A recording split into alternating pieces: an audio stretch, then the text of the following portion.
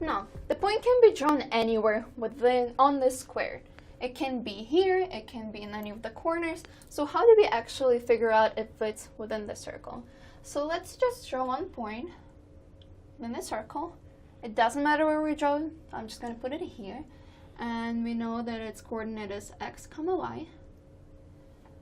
Now, to help us figure out if it's within the circle or if it's outside of the circle, we're going to compare the lengths from the origin to the circle to the radius. So let's draw the line from our origin to the point.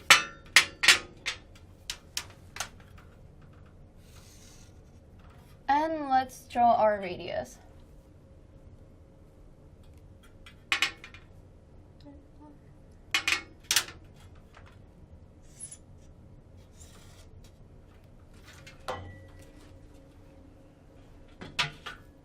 So we know that this whole distance is the radius, and this is the distance from the point to the origin. Now, as we can see, if this distance is more than the radius, then our point is within the circle. If it's bigger than the radius, then the point is outside of the circle. Now, how do we actually find the distance from the point to the origin?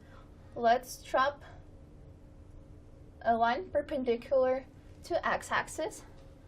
Now, as you can see, we formed a right triangle, a special kind of triangle, because as we know from Pythagorean theorem, a squared plus b squared is equal to c squared for right triangle.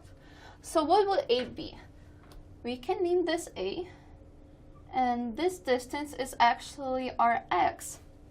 Now, if this is our b, this distance is actually our y.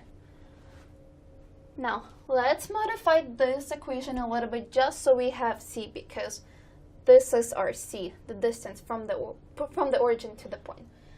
So we know that what we can do is take the square root of two sides, and we would get the square root of a squared plus b squared is equal to c.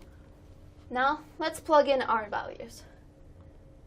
As I said before, our a squared is actually our x squared. Our b squared is our y squared. It's equal to c, which is going to be the distance from the point to the origin.